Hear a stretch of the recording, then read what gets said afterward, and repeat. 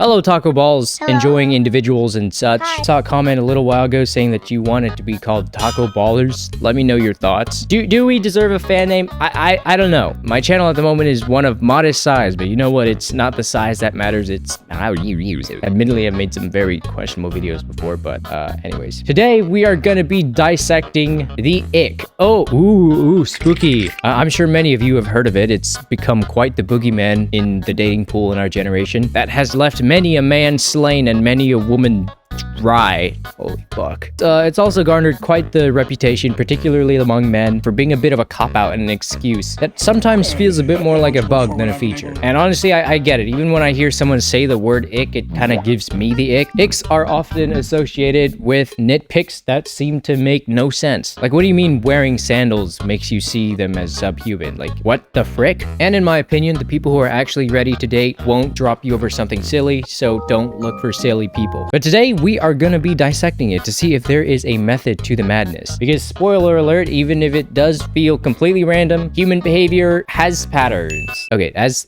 a disclaimer, I'm not some like playboy or like some epic slayer or whatever, but I like learning how people work. So I wanted to go very in depth with this topic and see if I could define the ick so we can understand it and above all, avoid it. Let's start with a brief history about what the ick is and where it came from.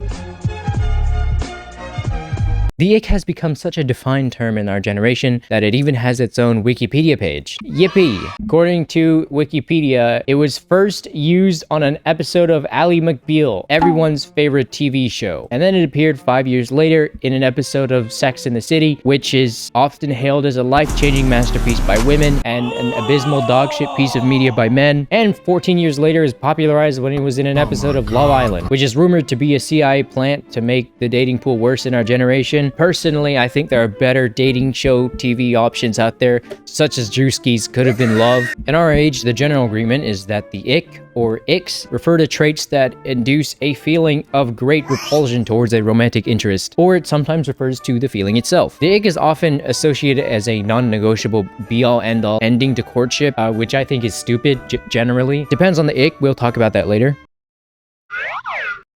You know, one thing I have seen that gives people the ick fairly often relates to how you dress. It's a fairly simple fix if you just do a little bit of informed research, and if you buy clothing that is high quality, not made of cheap materials, and is ethically produced. But here's an article of clothing I don't see a lot of people focusing on, and that's belts. Well, it's a good thing this video is sponsored by Anson Belt & Buckle. You know what ruins a great outfit fast? A beat-up old belt that does not fit you at all. I've had some experience in the past with some terribly held-together belts, and I can attest that it sucks having to do maintenance on it every so often like it's a used car. That's why I'm excited to present to you guys Anson Belt & Buckle. They're amazing. This is a family-run company that has been around since 2009, and they've completely reinvented how belts work. Instead of holes, Anson uses a micro-adjustable track system with quarter-inch increments, so your belts fit perfectly every single time. And once you get that kind of belt, trust me, you cannot go back. These are the best belts I've ever worn ever. They've genuinely altered my brain chemistry permanently. And because you can mix and match any buckle with any strap, you'll always have a belt that matches any outfit you've got, without you having to buy dozens of belts that crowd your closet and make you look like a psychotic serial killer. So if you have 3 buckles and 3 straps, that means you have a whopping 9 belt combinations. But here's the thing, it's not just about style. It's about feeling more comfortable, more confident, and more polished in what you wear. Anson's belts are very, very durable. I can attest. Some of their belts are even made with invincibility in mind. They have so many belts to choose from, it's scary. They have casual belts, formal belts, carry belts, whatever you might need, they got you covered. And if you're not convinced yet, this is a company that's still proudly family owned and operated in the good old US of A,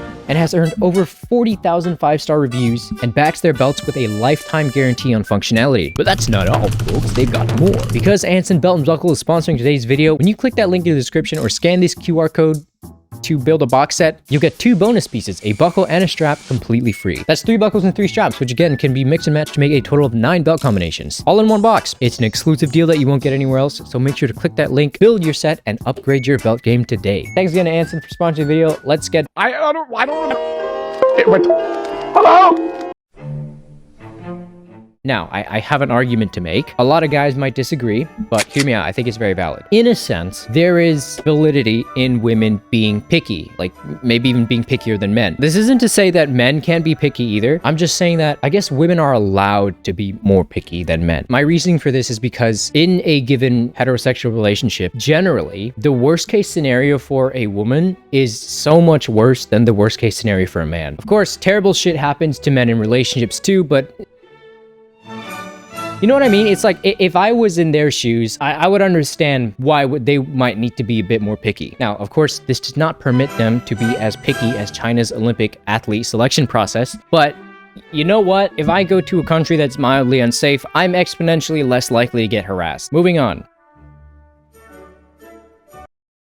So, what counts as an ick? From what I've observed, there are two categories of icks. Number one, signs of immaturity, and two, signs of a lack of masculinity. I guarantee every ick, or at least 99% of icks, fall under one of these two categories because maturity and masculinity are conventionally desirable traits to see in heterosexual men. So naturally, icks will deviate from those two standards. Now, what do I mean specifically by these? Well, immaturity is pretty self-explanatory. Anything that makes you look inexperienced in any activity, anything that makes you look like a child, anything that makes you look less smart. Basically, if you do something and their perception of you changes to that of a middle school teenager, then that falls under the immaturity category. Unmasculine, this one's a little bit hard to explain, but generally, what I've seen, unmasculine icks are things that make you look weak or something that affects you because a big part of masculinity involves not being affected by things, whether it's emotionally or physically, just basically not letting shit damage you, I guess, or like affect you. So some icks that I listed just off the top of my head, in the immature category, I put not knowing how to flirt, having interest perceived as childish, not knowing how to parallel park, or also chewing with your mouth open or being cringe. Remember, nonchalance is something that's where like nonchalance comes from trying to avoid the ick. Some icks under the unmasculine category, hiding during a horror movie, picking up a ping pong ball. I mean, that's an odd one, but I guess the reasoning behind that one is not being affected by the ball falling on the floor. Shaking your leg or tapping, being too sensitive, or being unable to unscrew a tight bolt. Let's even go to Google right now. Let's just look up some common icks. Where do I go? Reddit? You think Reddit's a good idea? We'll go to Reddit. This one has 910 comments. Doesn't read, immaturity. Can't unhook a bra, immature, or also unmasculine. Spitting. Send me pictures of them on the toilet. Who does that? I do this with my friends. I don't do this with women. When we are out for a walk and they can't keep pace with me. Okay, so this person like walks slow and doesn't like it when somebody doesn't slow down for them. That I kind of get. A big part of being masculine, as we've referenced in some of my other videos, is being able to take care of people. So picky eaters. Okay, that's immaturity. Air guitar, finger guns. Well, damn, if you hate whimsy, I guess, but I guess that would also fall under immature. Saying anything along the lines of, I'm a logic guy, or I believe in science. This one I also understand. It pisses me off as well, like just when I see people have this in general. It's a very closed-minded way of saying that you're not gonna listen to somebody else's perspective. Driving around an excessively long time to find a closer parking spot. I would put that under unmasculine. Baby talk. Immature. Pit vipers, like John Wick. Allergic to pollen. What? Navy blue sheets. I have navy blue sheets. Oh my god, look at the emojis. Holy shit. Used to date a man. He was 37 at the time. He used to call sex cuddles. Oh god. Oh, I'm not reading that. What the fuck? Oh god. Dude, what the fuck? Dude, is this what Reddit relationships are like? Performative burping or farting? Dude, these people are dating some actual... You know what? I kind of get it now. Like, this is like, shit, bro. Is this what we're like? Dude, some of these are really funny, though. My ex would swirl the beer in his pint glass like it was a glass of wine. Okay, I feel like you guys get the idea at this point. I don't really want to read any more of this thread. Okay, now let's talk about how to avoid giving someone the ick. So now let us try and define it down to a measurable metric because we are insane. Now it's hard to make a set guide because people have different preferences, but I do have a theory about the ick. It's not really a theory. I'm pretty sure this is true. The requirement of what it takes for you to give someone the ick scales with other attractive traits. So if you would please consult the graph. So generally the gist of the graph is this: the more they like you, the more ick behavior that can be tolerated. The less they like you, the easier it is to give someone the ick. So if they really love you and they got the ick from from you, it means you really fucked up bad. Does that make sense? Now, because the ick is dependent on the icker and not the icky, who's the icker? Who's the icky? The icky is the person who does the thing that gives the ick.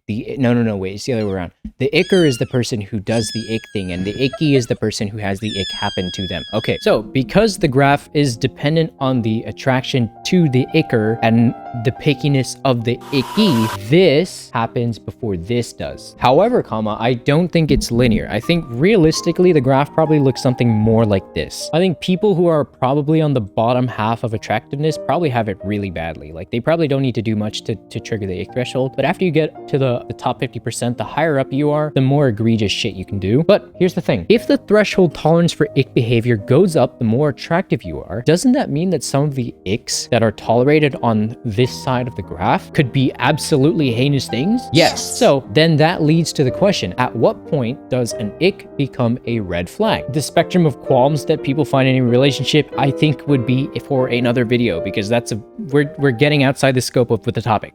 So let me know if you want that. So in conclusion, the way that you avoid giving someone the ick is to either A, conduct yourself with decorum worthy of a mature man, or 2, become unreasonably hot to the point that you can get away with weird shit. I do think, however, you should aim for A first. There are enough guys out there already using method B to do absolutely heinous shit, and it's not exactly helping our dating pool. Plus, having the traits in method A would help your hotness anyways, generally. Actually, you know what? Not to shamelessly YouTuber plug my video. Holy shit, oh my god, he's doing the thing. But I have a video where I talk about the actual traits that good women look for in potential partners. So, kind of the opposite of this video. So if you want to get the full sandwich, then feel free to check that video out. So, yeah, eat your veggies, kids. Watch Taco Balls and buy Anson Belt, and you might turn into a Giga Chad or something. Please let me know in the comments if you agree, or if you have some insight, or if I was spouting some absolute bullshit. I do enjoy reading your comments with videos like this. I get a lot of new insight. Once again, a reminder to check out Anson Belt, link in the description, for a marvelous set of belts, and I hope you have a marvelous Sunday. All right, goodbye. See you later. Go drink some water and eat some food and get some sun. It's good for you.